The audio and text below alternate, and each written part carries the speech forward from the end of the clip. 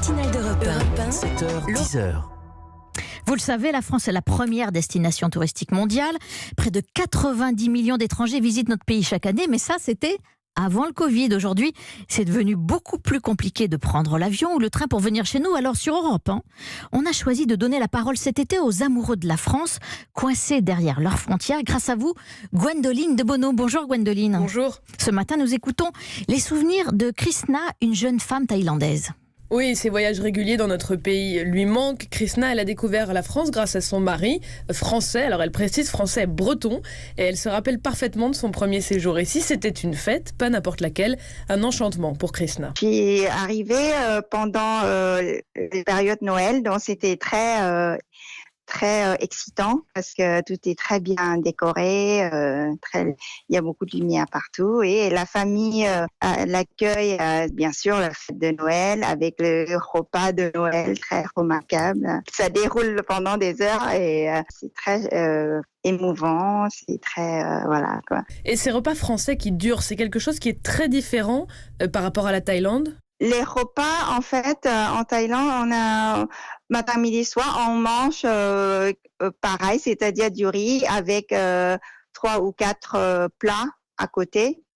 C'est très différent. On mange salé matin, midi et soir. Il n'y a pas de petit-déj avec du pain ou confiture comme ça, non. Alors, vos premiers moments en France, c'est en Bretagne. Vous y êtes très attaché. Qu'est-ce qui vous marque de cette région? C'est le paysage. C'est très vert. C'est très, il y a beaucoup les côtes, il y a beaucoup de falaises, il y a les maisons en pierre. Alors souvent on marche sur la plage et des fois, je crois que je me suis baignée une fois, mais c'était très rapide parce que c'est très très très froid. Et après on prend du café, prend les coffres ou les crêpes sur la plage, donc c'est très très sympa. Qu'est-ce qui vous manque de vos moments en France?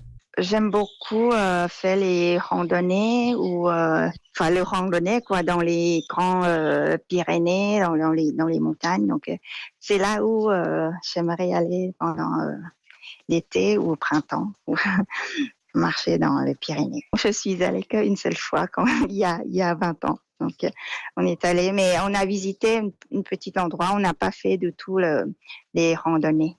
Mais j'en ai vu dans les émissions, tout ça, les reportages, c'est très joli. Alors, la prochaine fois que vous allez venir, quelle est la première chose que vous allez faire? C'est sûr que j'aimerais aller manger les plats français. Même un truc simple dans la rue, à Paris, les plats du jour. Alors là, j'adore. Sur le terrasse ou voilà, dans Paris, c'est ça. Merci Krishna et merci à Gwendoline de Bono. Plus les chroniques passent et plus on entend à quel point c'est bien la gastronomie française qui laisse les plus grands souvenirs. À demain Gwendoline pour un autre témoignage. À demain.